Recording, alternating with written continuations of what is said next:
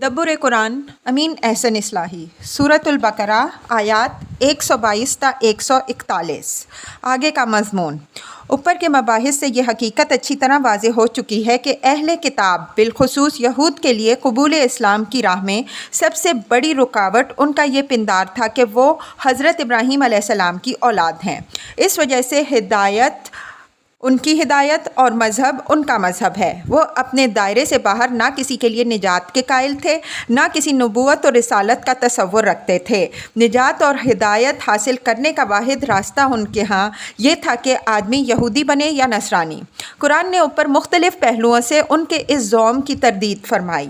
اب آگے ان کے ان مذمومات کی تردید کے لیے ان کے سامنے حضرت ابراہیم علیہ السلام اور ان کے فرزندوں کی سرگزشت حیات کا وہ حصہ پیش کیا جا رہا ہے جس سے حضرت صلی اللہ علیہ وسلم کی دعوت اور آپ صلی اللہ علیہ وسلم کی رسالت کی تائید اور یہود و نصارہ اور مشرکین کے تمام دعاوی کی پوری تردید ہو رہی ہے۔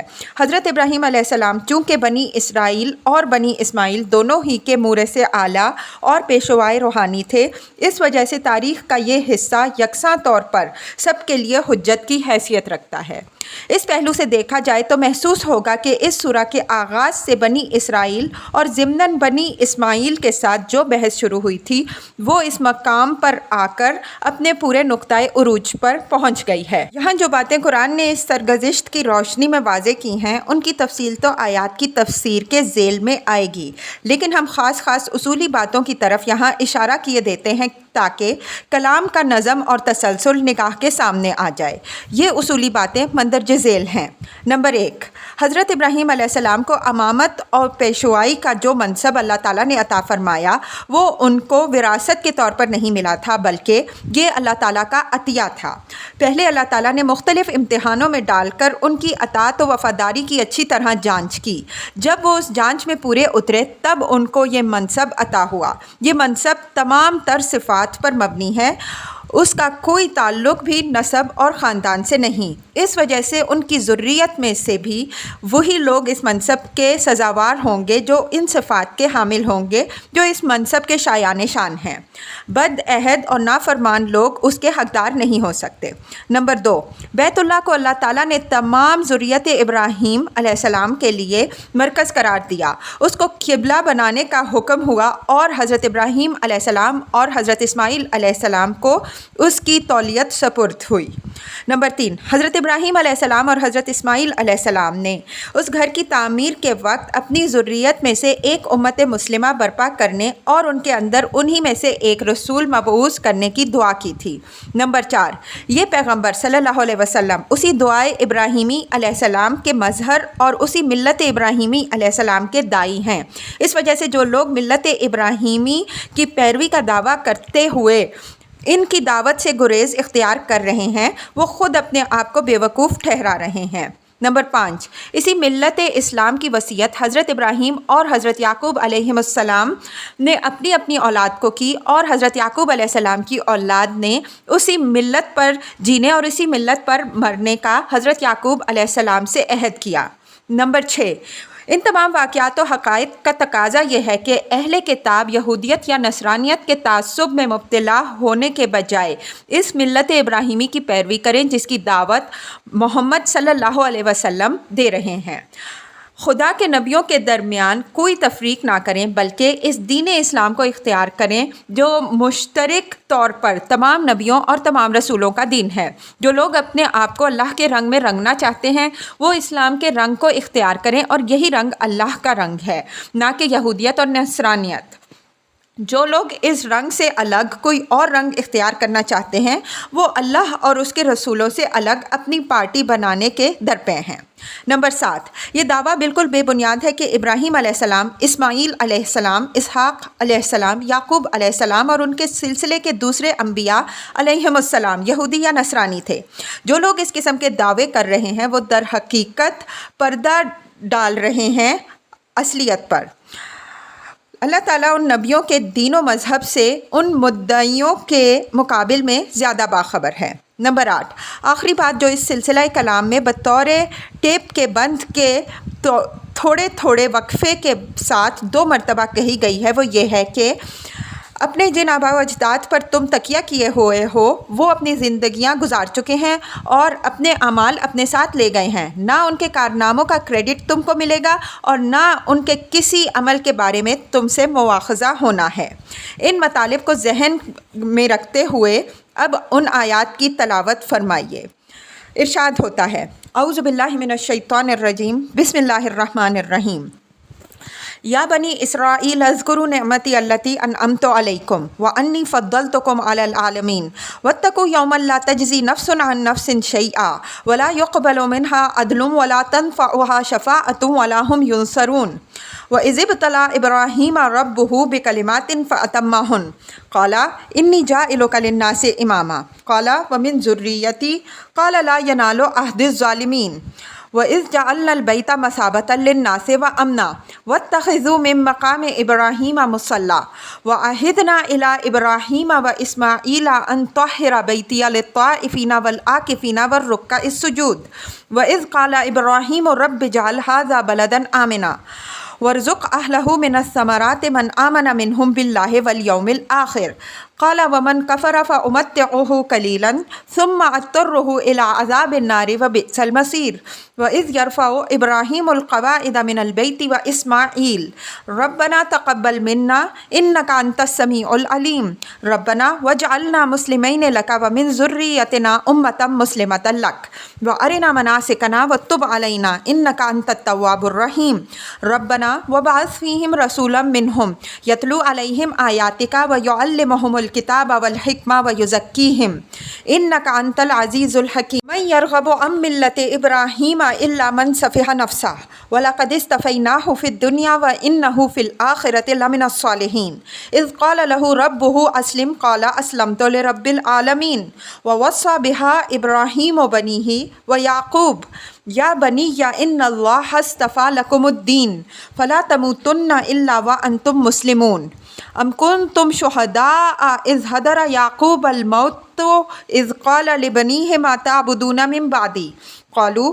نعبد الہک و الہ آبائک ابراہیم و اسماعیل و اسحاق الہا واحدا وَنَحْنُ لَهُ مُسْلِمُونَ تِلْكَ أُمَّةٌ قَدْ خَلَتْ لَهَا مَا كَسَبَتْ وَلَكُمْ مَا كَسَبْتُمْ وَلَا تُسْأَلُونَ عَمَّا كَانُوا يَعْمَلُونَ وَقَالُوا كُونُوا هُودًا أَوْ نَصَارَىٰ تَهْتَدُوا قُلْ بَلْ مِلَّةَ إِبْرَاهِيمَ حَنِيفًا وَمَا كَانَ مِنَ الْمُشْرِكِينَ قُولُوا آمَنَّا بِاللَّهِ وَمَا أُنزِلَ إِلَيْنَا وَمَا أُنزِلَ إِلَىٰ إِبْرَاهِيمَ وَإِسْمَاعِيلَ وَإِسْحَاقَ وَيَعْقُوبَ وَالْأَسْبَاطِ وما اوتی موسیٰ و عیسیٰ وما اوتی النبیون من ربہم لا نفرق بین احد منہم ونحن لہ مسلمون فإن آمنوا بمثل ما آمنتم به فقد اہتدوا وإن تولوا فإنما هم في شقاق فسيكفيكهم الله وهو السميع العليم صبغة الله ومن أحسن من الله صبغة ونحن له عابدون قل اتحاجوننا فی اللہ وہو ربنا وربکم ولنا اعمالنا ولکم اعمالکم ونحن لہ مخلصون ام تقولون ان ابراہیم و اسماعیل و اسحاق و یعقوب والاسباط کانوا ہودا او نصارا قل انتم اعلم ام اللہ ومن اظلم ممن کتم شہادۃ عنده من اللہ وما اللہ بغافل عما تعملون تلک امۃ قد خلت لہا ما کسبت ولکم ما کسبتم ولا تسألون عما کانوا یعملون۔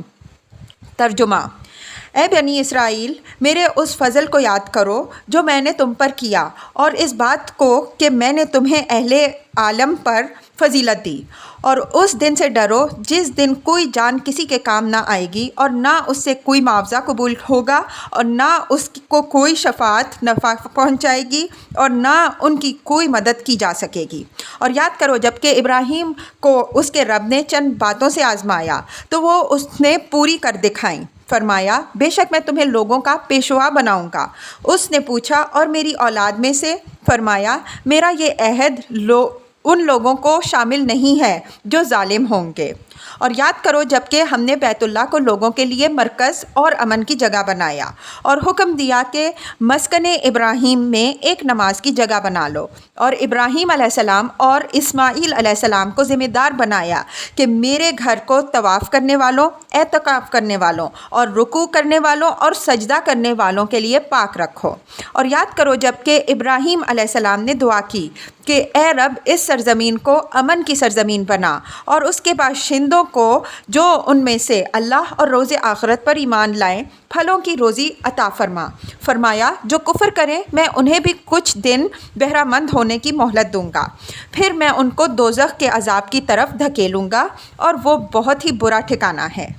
اور یاد کرو جب کہ ابراہیم علیہ السلام اور اسماعیل علیہ السلام بیت اللہ کی بنیادیں اٹھا رہے تھے، انہوں نے دعا کی کہ اے ہمارے رب ہماری جانب سے یہ دعا قبول فرما، بے شک تو سننے والا جاننے والا ہے۔ اے ہمارے رب ہم دونوں کو تو اپنا فرما بردار بنا اور ہماری ذریت میں سے تو اپنی ایک فرما بردار امت اٹھا اور ہمیں ہمارے عبادت کے طریقے بتا اور ہماری توبہ قبول فرما، بے شک تو توبہ قبول کرنے والا ہے، رحم فرمانے والا ہے۔ اور اے ہمارے رب تو انہی میں سے ایک رسول مبعوث فرما جو ان کو تیری آیتیں سنائے اور ان کو کتاب اور حکمت کی تعلیم دے اور ان کا تزکیہ کرے، بے شک تو غالب اور حکمت والا ہے۔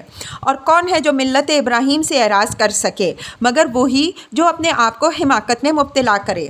ہم نے اس کو دنیا میں بھی برگزیدہ کیا اور آخرت میں بھی وہ صالحین کے زمرے میں ہوگا۔ جب کہ اس کے رب نے اس کو حکم دیا کہ اپنے آپ کو حوالے کر دے، اس نے کہا میں اپنے آپ کو پروردگار عالم کے حوالے کرتا ہوں۔ اور ابراہیم نے اسی ملت کی وصیت اپنے بیٹوں کو کی اور اسی کی وصیت یعقوب نے بھی اپنے بیٹوں کو کی۔ اے میرے بیٹوں، اللہ نے تمہارے لیے دین اسلام کو منتخب کیا تو تم نہ مرنا مگر اسلام کی حالت پر۔ کیا تم اس وقت موجود تھے جب یعقوب علیہ السلام کی موت کا وقت آیا، جب کہ اس نے اپنے بیٹوں سے پوچھا کہ میرے بعد تم کس کی پرستش کرو گے؟ وہ بولے کہ ہم تیرے معبود اور تیرے آباء و اجداد ابراہیم، اسماعیل اور اسحاق علیہم السلام کے معبود کی پرستش کریں گے جو ایک ہی معبود ہے اور ہم اسی کے فرما بردار ہیں۔ یہ ایک گروہ تھا جو گزر چکا، اس کو ملے گا جو اس نے کمایا اور تمہیں ملے گا جو کچھ تم نے کمایا، اور جو کچھ وہ کرتے رہے ہیں اس کی بابت تم سے سوال نہیں ہوگا۔ اور کہتے ہیں کہ یہود و نصارہ بنو تو ہدایت پاؤ گے، کہو بلکہ ابراہیم کی ملت کی پیروی کرو جو اللہ کی طرف یکسو تھا اور مشرکین میں سے نہ تھا۔ کہو کہ ہم اللہ پر ایمان لائے اور اس چیز پر ایمان لائے جو ہماری طرف اتاری گئی اور جو ابراہیم، اسماعیل، اسحاق، یعقوب علیہم السلام اور ان کی اولادوں کی طرف اتاری گئی، اور اس چیز پر ایمان لائے جو موسیٰ اور عیسیٰ اور نبیوں علیہم السلام کو ان کے رب کی جانب سے ملی۔ ہم ان میں سے کسی کے درمیان تفریق نہیں کرتے اور ہم صرف اسی کے فرما بردار ہیں۔ اگر وہ اس طرح ایمان لائیں جس طرح تم ایمان لائے تو وہ راہیاب ہوئے، اور اگر وہ اعراض کریں تو پھر وہ درپے مخالف ہیں۔ ان کے مقابل میں تمہارے لیے اللہ کافی ہوگا، وہ سننے والا جاننے والا ہے۔ کہہ دو اللہ کا رنگ اختیار کرو، اور اللہ کے رنگ سے کس کا رنگ اچھا ہے، اور ہم اسی کی بندگی کرتے ہیں۔ کہہ دو کیا تم ہم سے اللہ کے بارے میں حجت کر رہے ہو، حالانکہ وہی ہمارا رب بھی ہے اور تمہارا رب بھی، ہمارے لیے ہمارے اعمال ہیں اور تمہارے لیے تمہارے، اور ہم خالص اسی کے لیے ہیں۔ کیا تم دعویٰ کرتے ہو کہ ابراہیم، اسماعیل، اسحاق اور یعقوب علیہم السلام اور ان کی ذریت کے لوگ یہودی یا نصرانی تھے؟ پوچھو تم زیادہ جانتے ہو یا اللہ؟ ان سے بڑھ کر ظالم کون ہو سکتا ہے جو اللہ کی کسی شہادت کو جو ان کے پاس ہے چھپائیں؟ اللہ اس چیز سے بے خبر نہیں ہے جو تم کر رہے ہو۔ یہ ایک گروہ تھا جو گزر چکا، اس کو ملے گا جو اس نے کمایا اور تم کو ملے گا جو تم نے کمایا، اور جو کچھ وہ کرتے رہے ہیں اس کے بابت تم سے سوال نہ ہوگا۔ الفاظ کی تحقیق اور آیات کی وضاحت۔ یا بنی اسرائیل اذکروا نعمتی التی انعمت علیکم وانی فضلتکم علی العالمین واتقوا یوما لا تجزی نفس عن نفس شیئا ولا یقبل منها عدل ولا تنفعها شفاعۃ ولا هم ینصرون۔ یہ دونوں آیتیں معمولی تغیر الفاظ کے ساتھ اوپر بھی گزر چکی ہیں اور وہاں ہم نے ان کی پر پوری تفصیل کے ساتھ بحث کی ہے۔ ملاحظہ ہو تفسیر آیات 47 تا 48۔ وَإِذِ ابْتَلَىٰ إِبْرَاهِيمَ رَبُّهُ بِكَلِمَاتٍ فَأَتَمَّهُنَّ قَالَ إِنِّي جَاعِلُكَ لِلنَّاسِ إِمَامًا قَالَ وَمِن ذُرِّيَّتِي قَالَ لَا يَنَالُ عَهْدِ الظَّالِمِينَ۔ ابتلا کے معنی جانچنے اور امتحان کرنے کے ہیں۔ یہ ابتلا بندوں کی تربیت اخلاقی کے لیے اللہ تعالیٰ کی ایک سنت ہے۔ اسی چیز سے بندوں کی وہ صلاحیتیں ابھرتی اور نشود و نما پاتی ہیں جو ان کے اندر اللہ تعالیٰ نے ودیت فرمائی ہیں، اور اسی سے کھرے اور کھوٹے میں امتیاز ہوتا ہے۔ یہ امتحان نرم اور سخت اور گرم، خوشکن اور رنج دہ، حوصلہ افزا اور ہمت آزما دونوں طرح کے حالات کے ذریعے سے ہوتا ہے، اور کسی صورت میں بھی اس سے مقصود بندے کو دکھ میں مبتلا کرنا نہیں ہوتا، بلکہ جیسا کہ ہم نے اشارہ کیا، صرف اس کی صلاحیتوں کو ابھارنا اور پروان چڑھانا ہوتا ہے۔ یہاں یہ اشارہ کافی ہے، آگے اس پر مفصل بحثیں آئیں گی۔ کلمات کلمہ کی جمع ہے۔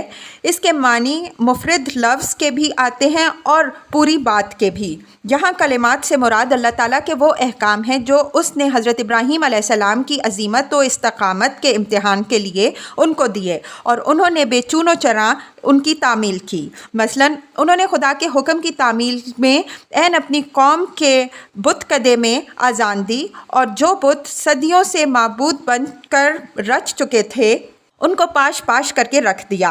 ان کو دین آبائی کی توہین کے جرم میں آگ میں ڈالا گیا، وہ بے خطر اس آگ میں کود پڑے۔ ایک جبار بادشاہ نے ان کو دین حق سے پھیرنا چاہا، انہوں نے حجت ابراہیمی سے اس کے چھکے چھڑا دیے۔ ان کو خاندان، جائیداد اور قوم و وطن سب کو چھوڑ کر ہجرت کا حکم ہوا، وہ سب کو چھوڑ کر ہجرت کر گئے۔ ان کو دشت غربت میں اکلوتے اور محبوب فرزند پر چھری چلا دینے کا حکم ہوا۔ انہوں نے بے دریغ اس بازی کے لیے بھی آستینیں چڑھا لیں اور 13 سالہ فرزند کو ماتھے کے بل پچھاڑ دیا۔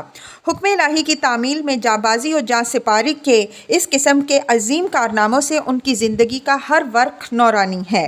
ہم نے صرف چند واقعات کی طرف بطور مثال اشارہ کر دیا ہے۔ یہاں اللہ تعالیٰ نے اپنے احکام و ہدایات کی تعبیر کے لیے کلمات کا جو لفظ استعمال فرمایا ہے، اس میں بلاغت کا ایک خاص نقطہ مضمر ہے۔ وہ یہ کہ لفظ کلمہ ایک قسم کے اجمال و ابہام کا حامل ہے۔ یہ لفظ کلمہ کن کی طرح ایک واجب التعمیل حکم کو تو مخاطب کے سامنے رکھ دیتا ہے، لیکن ضروری نہیں کہ اس کے ساتھ اس کا فلسفہ، اس کا صلہ اور اس کا انعام بھی بیان ہو۔ وفاداری اور اطاعت کے امتحان کے لیے اس طرح کے احکام سب سے زیادہ سخت ہوتے ہیں۔ اس وجہ سے جو بندہ اس طرح کے امتحان میں بازی لے جاتا ہے، اس کا اجر و انعام بھی بہت بڑا ہے۔ مثلاً اللہ تعالیٰ نے خواب میں ایک اشارے کے طور پر حضرت ابراہیم علیہ السلام کو بیٹے کو ذبح کرنے کا حکم دے دیا۔ نہ اس کی علت و حکمت واضح فرمائی، نہ اس کا اجر و انعام بیان فرمایا۔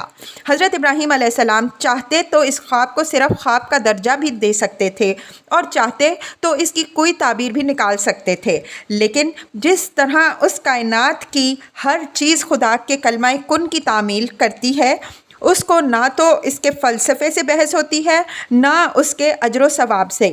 اسی طرح حضرت ابراہیم علیہ السلام نے اپنے رب کے ہر کلمے کی تعمیل کی، نہ کہ اس کا فلسفہ پوچھا، نہ اس کا اجر و ثواب معلوم کیا۔ حکم ہوا آگ میں کود پڑو، کود پڑے۔ حکم ہوا قوم و وطن کو چھوڑ دو، چھوڑ دیا۔ حکم ہوا بیٹے کی گردن پر چھری چلا دو، اس کو پچھاڑ دیا۔ ان امتحانی احکام کی اس مخصوص نوعیت کی وجہ سے قرآن نے ان کو کلمات کے لفظ سے تعبیر کیا ہے۔ یوں تو ان امتحانات میں سے ہر امتحان نہایت کٹھن تھا، لیکن خاص طور پر بیٹے کی قربانی والا امتحان تو ایک ایسا امتحان تھا جس میں پورا اترنا تو الگ رہا، اس کا تصور بھی ایک عظیم امتحان تھا۔ عین جب حضرت ابراہیم علیہ السلام اس میں بھی پورے اتر گئے تو اللہ تعالیٰ نے ان سے یہ وعدہ فرمایا کہ انی جاعلک للناس اماما، ترجمہ میں تم کو لوگوں کا پیشوا بنانے والا ہوں۔ یہ ایک ہی وعدہ بیک وقت دو وعدوں پر مشتمل تھا۔ ایک تو اس پر کہ حضرت ابراہیم علیہ السلام کی نسل سے عظیم قومیں پیدا ہوں گی، دوسری اس پر کہ حضرت ابراہیم علیہ السلام ان سب کے پیشوا ہوں گے۔ اس عظیم انعام کے حقدار وہ اس وجہ سے قرار پائے کہ انہوں نے اللہ کی خاطر نہ صرف اپنے خاندان اور اپنی قوم کو چھوڑا، بلکہ ایک دشت غربت میں اپنے اس اکلوتے فرزند کو بھی قربان کرنے پر آمادہ ہو گئے جو اس بڑھاپے اور اس تنہائی میں ان کی تمام تمناؤں کا واحد مرکز تھا۔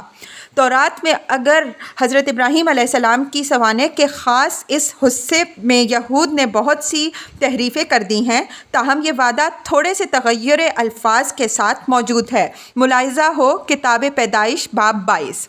اور خداوند کے فرشتے نے آسمان سے دوبارہ ابراہیم کو پکارا اور کہا، خداوند فرماتا ہے کہ چونکہ تو نے یہ کام کیا کہ اپنے بیٹے کو بھی جو تیرا اکلوتا ہے دریغ نہ رکھا، اس لیے کہ میں نے بھی اپنی ذات کی قسم کھائی کہ میں تجھے برکت پر برکت دوں گا اور تیری نسل کو بڑھاتے بڑھاتے آسمان کے تاروں اور سمندر کے کنارے کی ریت کے مانند کر دوں گا، اور تیری اولاد اپنے دشمنوں کے پھاٹک کی مالک ہوگی، اور تیری نسل کے وسیلے سے زمین کی سب قومیں برکت پائیں گی، کیونکہ تو نے میری بات مانی۔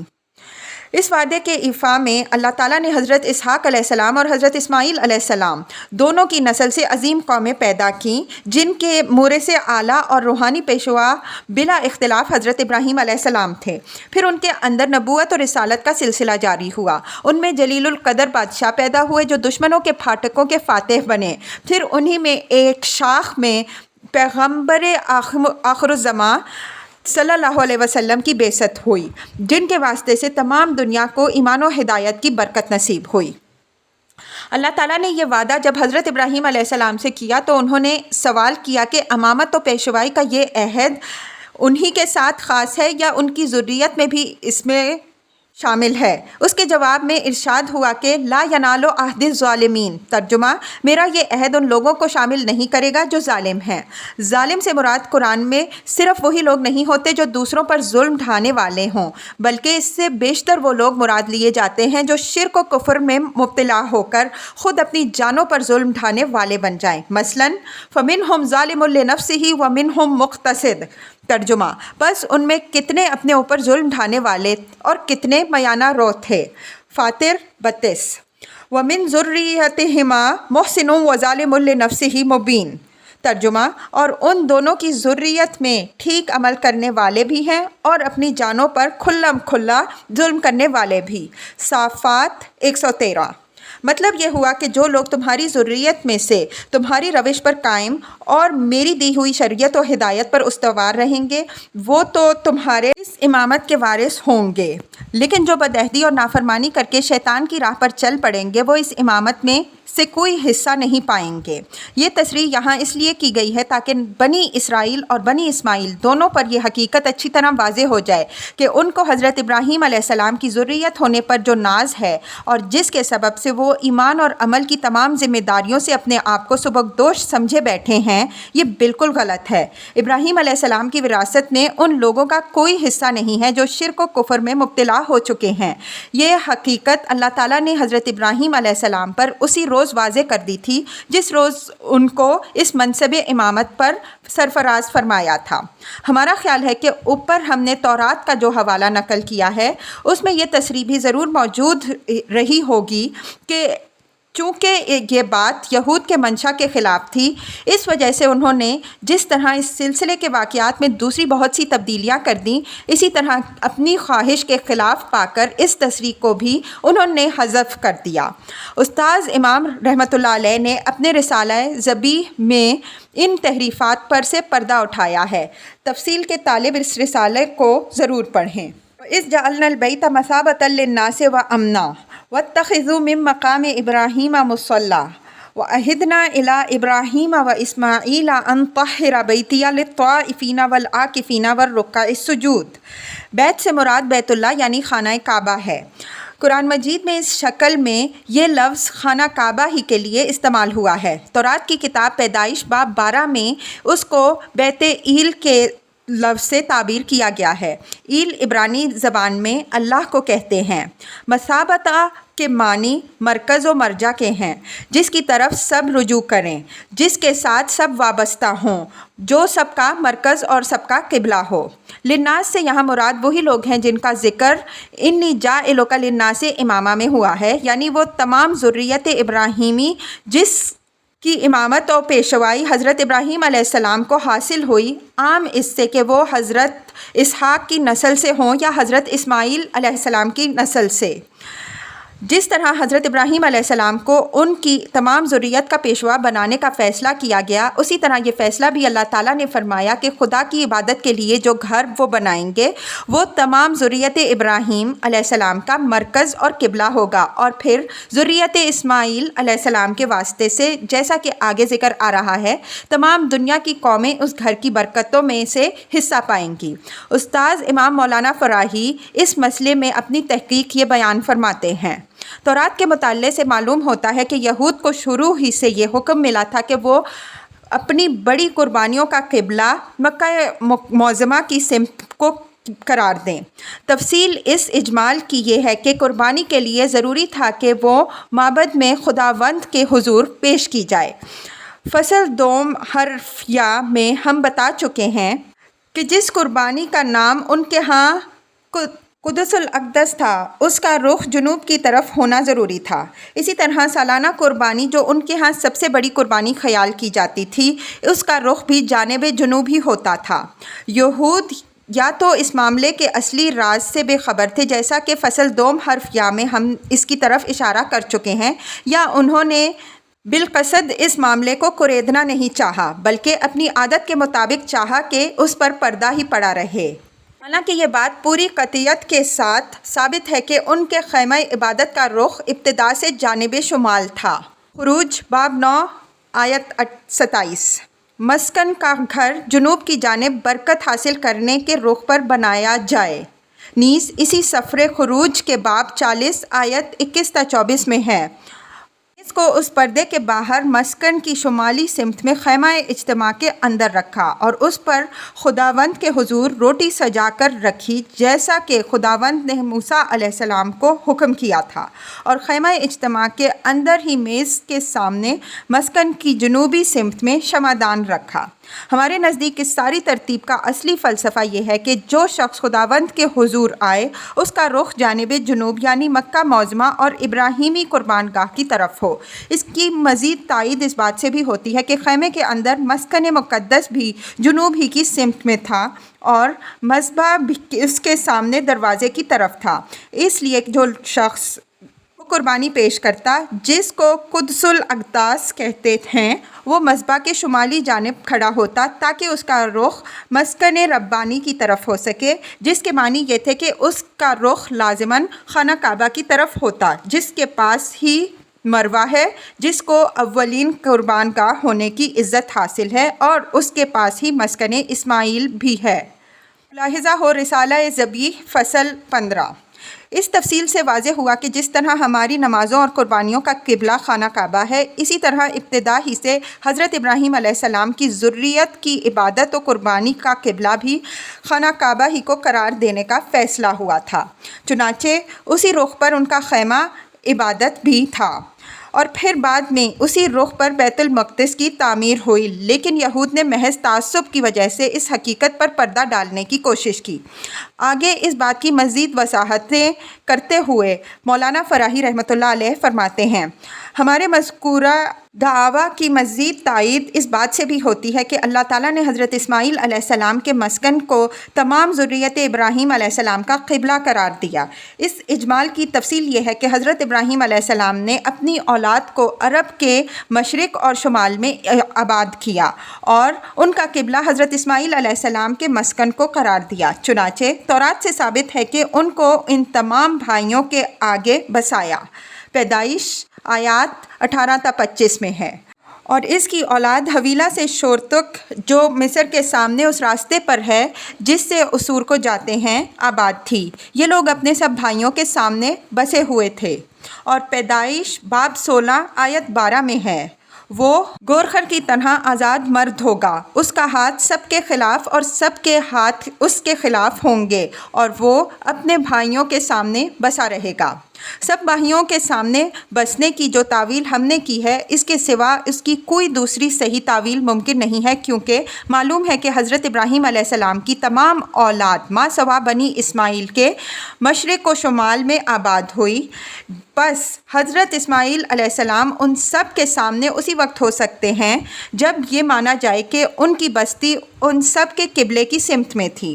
ہمارے نزدیک اس بات کو ماننے میں کسی تردد کی کوئی گنجائش نہیں ہے اس لیے یہ معلوم ہے کہ حضرت ابراہیم علیہ السلام کو اللہ تعالیٰ نے سب کا امام بنایا تھا اور ان کے بعد اس امامت کے وارث حضرت اسماعیل علیہ السلام ہوئے۔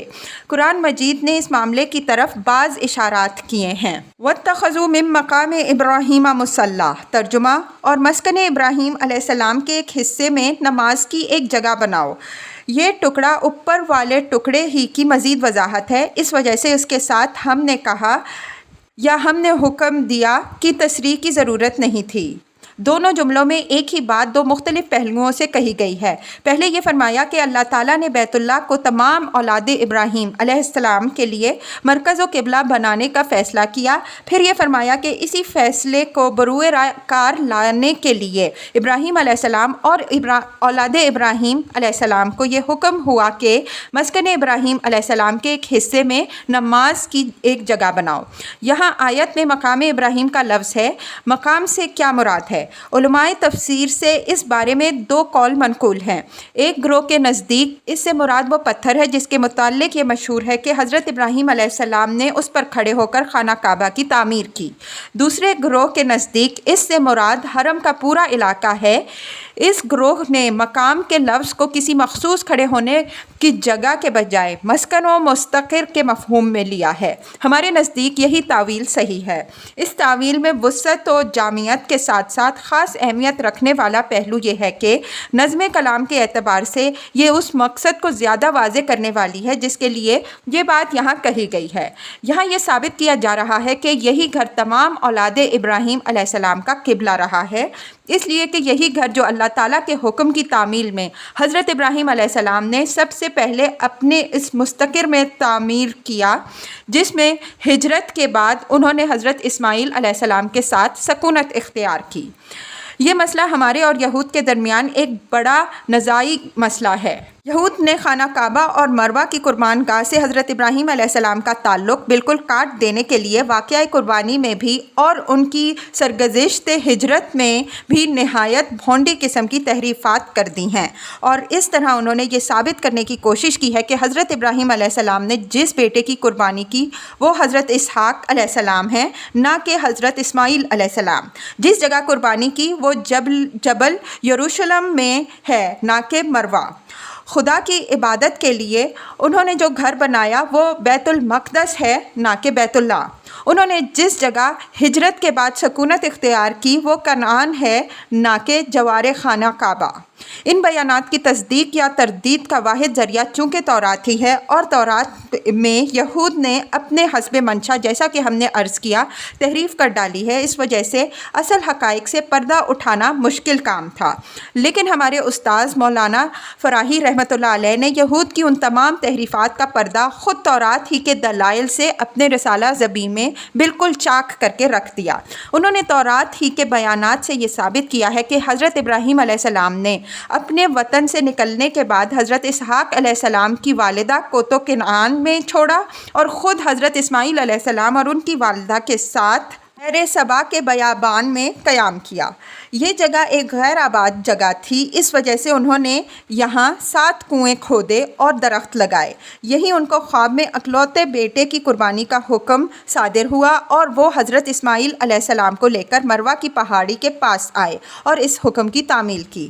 اسی پہاڑی کے پاس انہوں نے حضرت اسماعیل علیہ السلام کو آباد کیا، پھر یہاں سے لوٹ کر وہ بیر سبا گئے اور اپنے قیام کے لیے ایسی جگہ منتخب کی جو خانہ کعبہ سے قریب بھی ہو اور جہاں سے وقتاً فوقتاً حضرت اسحاق علیہ السلام کو دیکھنے کے لیے بھی جانا آسانی سے ممکن ہو۔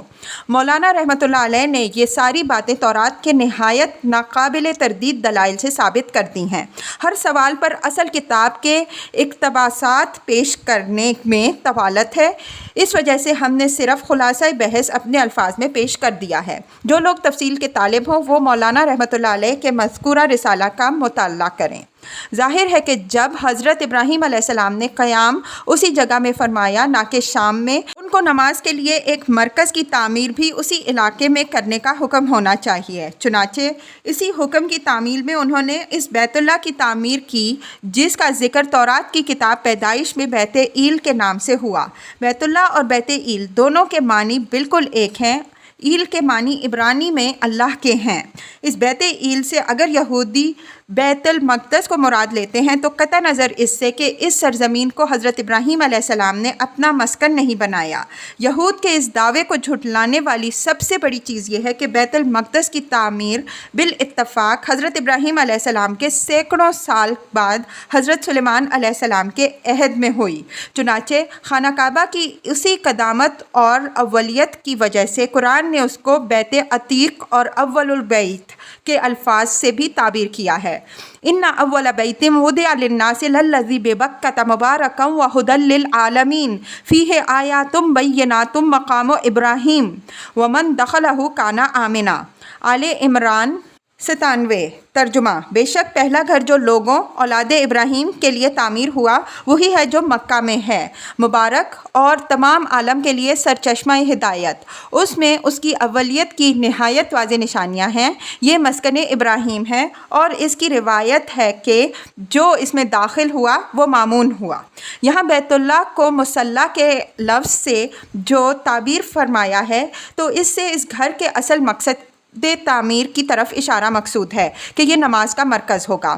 حضرت ابراہیم علیہ السلام نے اس کے جوار رحمت میں حضرت اسماعیل علیہ السلام کو بساتے وقت دعا بھی یہی کی تھی کہ ربنا لیقیموا الصلاۃ۔ ترجمہ: اے رب، میں نے ان کو اس لیے یہاں بسایا ہے تاکہ یہ نماز قائم کریں، لیکن دور جاہلیت میں اس کے مشرک اور مبتدع متولیوں نے اس کو بدعت کا ایک اڈا بنا لیا اور ان کی نماز پھونک مارنے اور تالی بجانے کی ایک بت پرستانہ رسم بن کر رہ گئی۔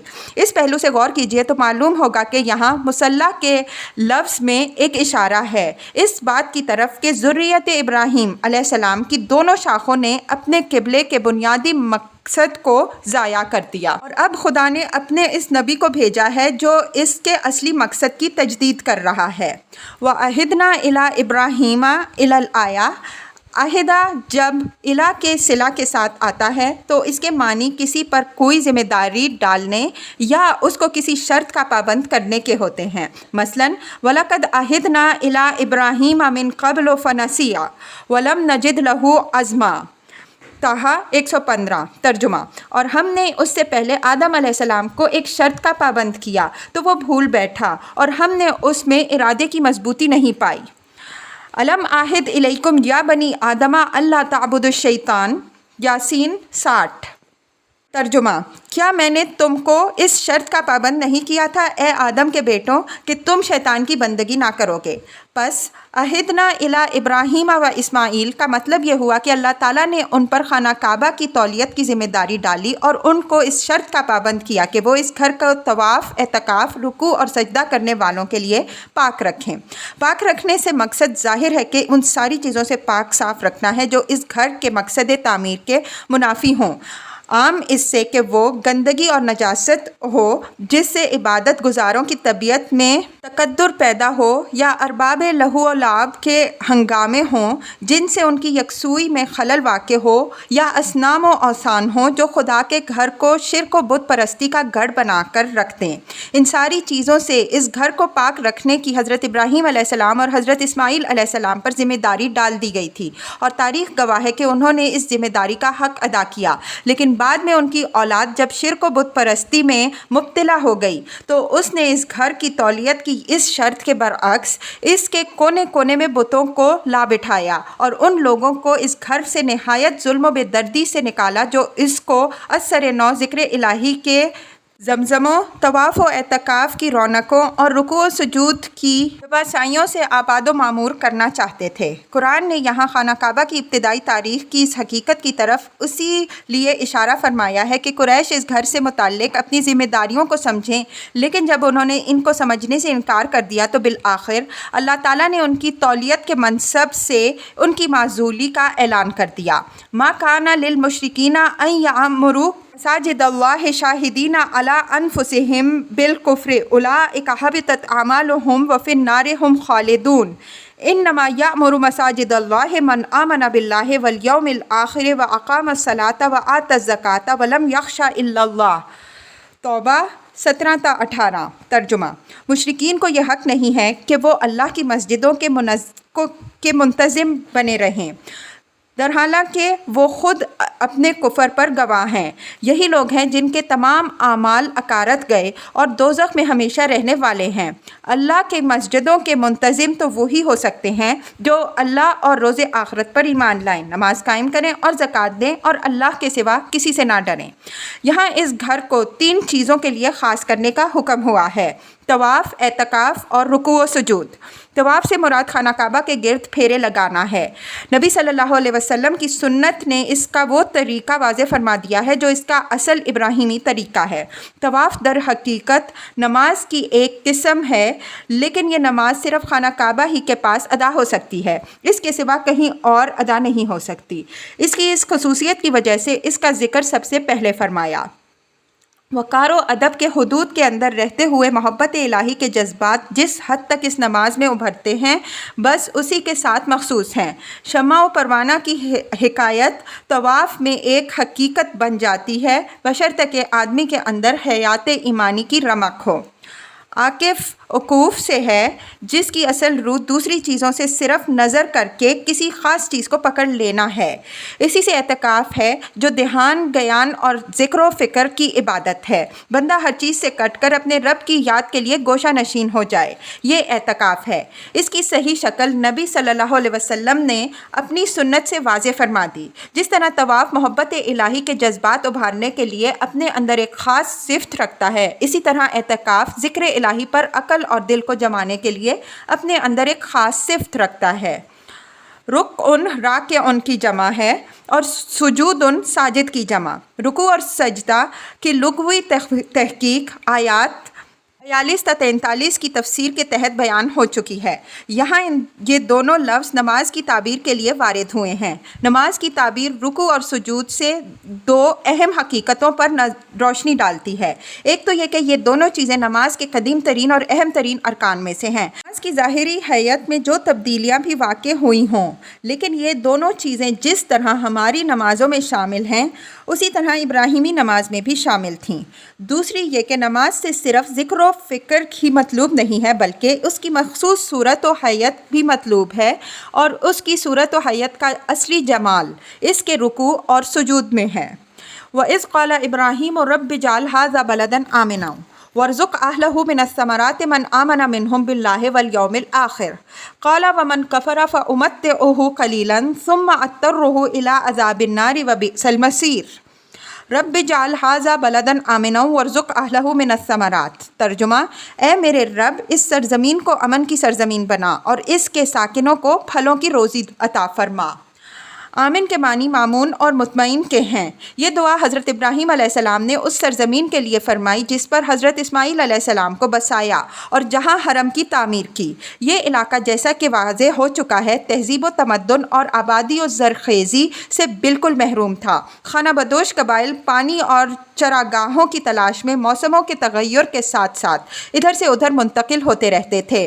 معاش کا ذریعہ یا تو غلہ بانی تھا یا شکار یا پھر لوٹ مار۔ اس وجہ سے اس سرزمین کے 2 مسئلے خاص طور پر حضرت ابراہیم علیہ السلام کے زمانے میں بڑے اہم تھے، ایک امن کا، دوسرا غذا کا۔ حضرت ابراہیم علیہ السلام کی مذکورہ دعا انہی 2 چیزوں کے لیے ہے۔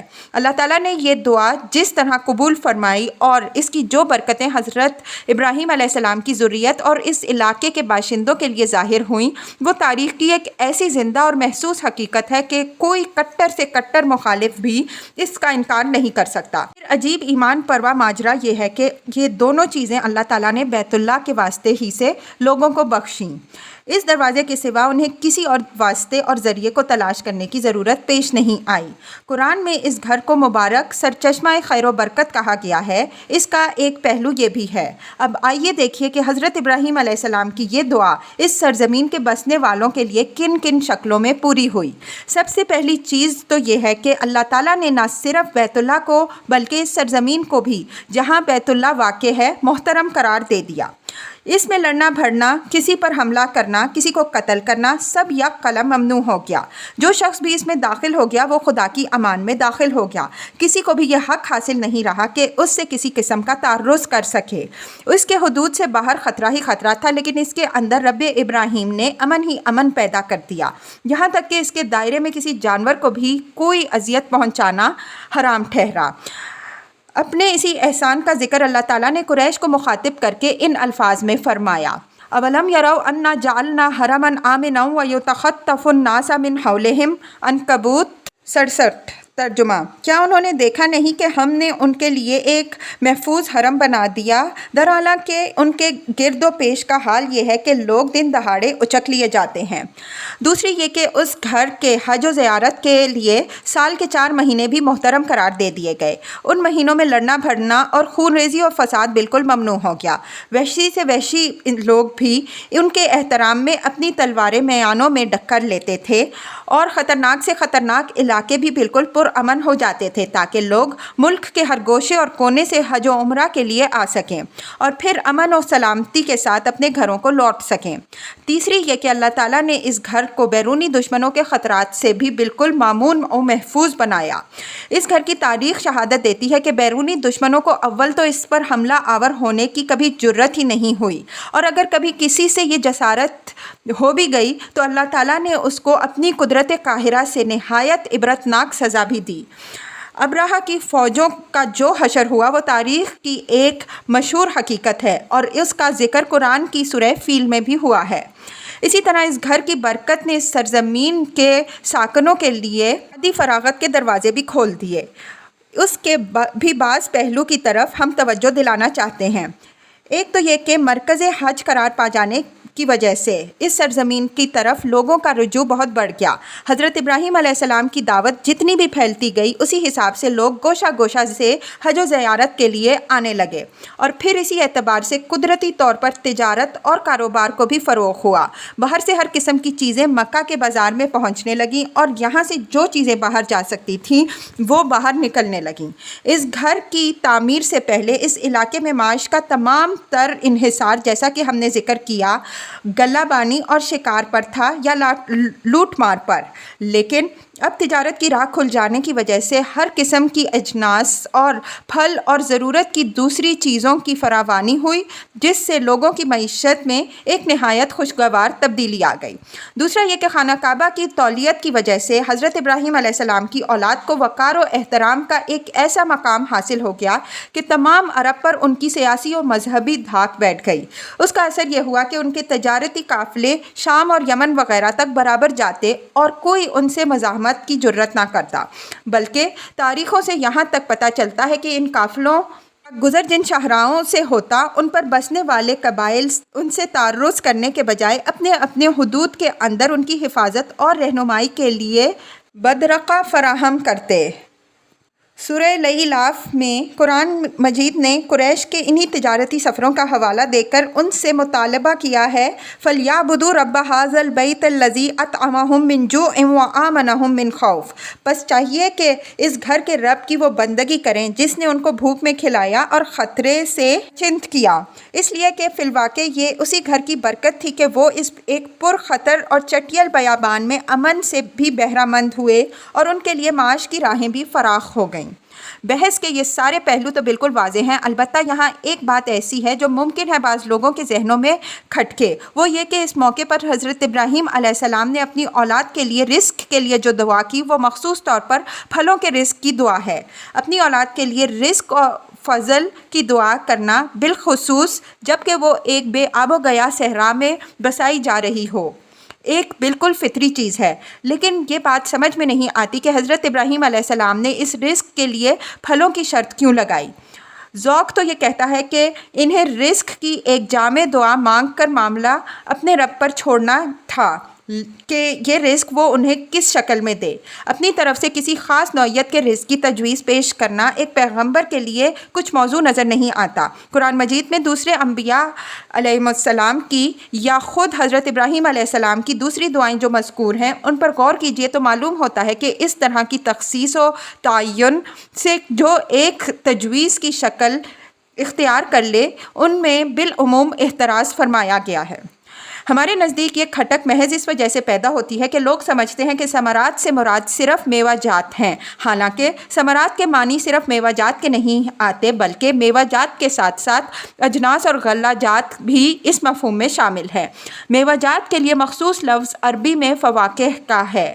ثمرات کا لفظ اس سے عام اور وسیع ہے۔ قرآن مجید میں ایک جگہ اسی ابراہیمی دعا کی برکتوں کی طرف اشارہ کرتے ہوئے ثمرات تو کل شیء، ہر چیز کے پھل کے الفاظ استعمال ہوئے ہیں۔ اولم نمکن لہم حرما آمنا ویجبی الیہ ثمرات کل شیء، قصص 75۔ ترجمہ: کیا ہم نے ایک مامون حرم میں ان کے قدم نہیں جمائے جہاں ہر چیز کے پھل کھنچے چلے آتے ہیں؟ ہم اوپر یہ ذکر کر چکے ہیں کہ یہ سرزمین جہاں حضرت ابراہیم علیہ السلام نے حضرت اسماعیل علیہ السلام کو بسایا ایک چٹیل اور غیر آباد جگہ تھی۔ تورات میں اس کے لیے بیابان کا لفظ استعمال ہوا ہے۔ خود حضرت ابراہیم علیہ السلام نے اپنی دعا میں اس کو وادی غیر ذی زرع بن کھیتی کی وادی سے تعبیر کیا ہے۔ تورات سے بھی یہ معلوم ہوتا ہے کہ حضرت اسماعیل علیہ السلام کی بسر اوقات غلہ بانی اور شکار پر تھی، جس کے سبب سے ان کا زیادہ تر وقت باہر بسر ہوتا تھا۔ ظاہر ہے کہ جب معاش کا انحصار غلہ بانی اور شکار پر ہو تو وہ پرسکون اور برقرار زندگی وجود میں نہیں آ سکتی جو بیت اللہ کی تولیت کے فرائض اور اس مشن کی تکمیل کے لیے ضروری تھی جو حضرت ابراہیم علیہ السلام نے حضرت اسماعیل علیہ السلام کے سپرد فرمایا تھا۔ اس وجہ سے حضرت ابراہیم علیہ السلام نے ان کے لیے یہ دعا کی کہ ان کو دنیانا زندگی کی بے اطمینانیوں اور پریشانیوں کی جگہ حضری زندگی کا سکون و اطمینان نصیب ہو، تاکہ وہ توحید اور عبادت الہی کے اس عالمگیر مرکز کی پوری دل جمی کے ساتھ خدمت کر سکیں جس کی خدمت پر وہ مامور کیے گئے ہیں۔ حضرت ابراہیم علیہ السلام کی یہ دعا سورہ ابراہیم میں بھی نقل ہوئی ہے۔ وہاں کچھ الفاظ زیادہ ہیں جن سے وہ حقیقت بالکل واضح ہو کر سامنے آ جاتی ہے جس کی طرف ہم نے اشارہ کیا ہے۔ فرمایا: ربنا انی اسکنت من ذریتی بواد غیر ذی زرع عند بیتک المحرم ربنا لیقیموا الصلاۃ فاجعل افئدۃ من الناس تہوی الیہم وارزقہم من الثمرات لعلہم یشکرون۔ ابراہیم 37۔ ترجمہ: اے ہمارے رب، میں اپنی اولاد میں سے بعض کو ایک بن کھیتی کی زمین میں تیرے محترم گھر کے پاس بسا رہا ہوں۔ اے میرے رب، میں ان نے اس لیے بسایا تاکہ یہ نماز قائم کریں، پس تو لوگوں کے دل ان کی طرف مائل کر دے اور ان کو پھلوں کی روزی عطا فرما تاکہ یہ تیرے شکر گزار بنیں۔ اس دعا کے الفاظ پر اچھی طرح غور کیجئے تو معلوم ہوگا کہ حضرت ابراہیم علیہ السلام نے حضرت اسماعیل علیہ السلام اور ان کی اولاد کے لیے یہاں اپنے رب سے دو چیزوں کی درخواست کی ہے اور اس درخواست کے حق میں دو چیزوں کو بطور سفارش پیش کیا ہے۔ درخواست تو یہ پیش کی ہے کہ لوگوں کے دل ان کی طرف مائل کر دے اور ان کو پھلوں کی روزی دے، اور اس کے حق میں سفارش یہ پیش کی ہے کہ یہ سرزمین زراعت سے بالکل محروم سرزمین تھی، لیکن میں نے اپنی اولاد کو صرف اس لیے یہاں لا ڈالا ہے کہ یہ تیرے محترم گھر کی خدمت کریں اور تیری بندگی کی دعوت کے لیے نماز قائم کریں۔ غور کیجئے کہ جب ثمرات کی روزی کے لیے وہ وجہ یہ پیش کرتے ہیں کہ یہ بن کھیتی کی زمین ہے تو ان کا مدعا ثمرات سے صرف میوہ جات تو نہیں ہو سکتے بلکہ یہی ہو سکتا ہے کہ یہ غلہ بانی اور شکار کی بدویانہ زندگی کی بے اطمینانیوں سے چھوٹ کر حضری زندگی کے سکون سے بہرہ مند ہوں کہ تیرے گھر اور تیرے دین کی زیادہ سے زیادہ خدمت کر سکیں۔ آیت کے آخر میں لعلہم یشکرون کے جو الفاظ آئے ہیں وہ نہایت معنی خیز ہیں، یعنی میں ان کے لیے جو سکون کی زندگی سیٹلڈ لائف کا طالب ہوں تو اس لیے نہیں کہ ان کے لیے سامان عیش کی فراوانی چاہتا ہوں بلکہ صرف اس لیے کہ اس کا طالب ہوں کہ وہ اپنے مشن کے لیے یکسو رہ کر زیادہ سے زیادہ تیری شکر گزاری کا حق ادا کر سکیں۔ من آمن منہم باللہ والیوم الآخر الی الآیہ۔ حضرت ابراہیم علیہ السلام نے رزق کے لیے جو دعا فرمائی اس کے ساتھ یہ شرط بھی لگا دی کہ اس کے حقدار صرف وہی لوگ ٹھہریں جو اللہ اور آخرت پر ایمان رکھنے والے ہوں۔ یقیناً یہاں پیش بندی حضرت ابراہیم علیہ السلام نے اس لیے فرمائی کہ اوپر امامت و خلافت کے معاملہ میں ان کو یہ صاف جواب مل گیا تھا کہ اس عہد کا ان لوگوں سے کوئی تعلق نہ ہوگا جو شرک و کفر میں مبتلا ہو جائیں گے۔ یہ بات سامنے تھی، اس وجہ سے حضرت ابراہیم علیہ السلام نے اس پر قیاس کر کے یہاں اپنی دعا میں از خود یہ قید لگا دی کہ میں یہ درخواست صرف اہل ایمان کے لیے کر رہا ہوں۔ اس سے حضرت ابراہیم علیہ السلام کے اس مرتبہ تسلیم و رضا کا اندازہ ہوتا ہے جس پر وہ فائز تھے۔ اشارہ بھی اگر مل گیا ہے کہ فلاں سمت میں رب کی رضا ہے تو جھپٹ کر ادھر کو چل پڑے، اگرچہ اس اشارے کا مطلب بعد میں کچھ اور ہی واضح ہو۔ یہاں اللہ تعالیٰ نے واضح فرمایا کہ امامت و خلافت اور معیشت دنیا کے معاملات کو ایک دوسرے پر قیاس کرنا صحیح نہیں ہے۔ جو لوگ خدا کے نافرمان ہیں وہ خدا کی خلافت کے سزاوار تو ہرگز نہیں ہیں، لیکن اس کے یہ معنی نہیں ہے کہ ان کی نافرمانی کے سبب سے خدا ان کی روزی بھی چھین لے گا۔ روزی اللہ تعالیٰ نافرمانوں اور فرمانبرداروں دونوں کو اس حیات چند روزہ میں دیتا ہے۔ البتہ یہ ضرور ہے کہ اس زندگی میں جو لوگ اس کے رزق سے نافرمانی کرتے ہوئے متمتع ہوتے ہیں ان کو مرنے کے بعد وہ دوزخ میں جھونک دے گا۔ اس معاملے میں اللہ تعالیٰ کی جو سنت ہے وہ بڑی وضاحت کے ساتھ آگے مختلف صورتوں میں بیان ہوگی۔ اس وجہ سے یہاں ہم صرف اجمالی اشارہ پر کفایت کرتے ہیں۔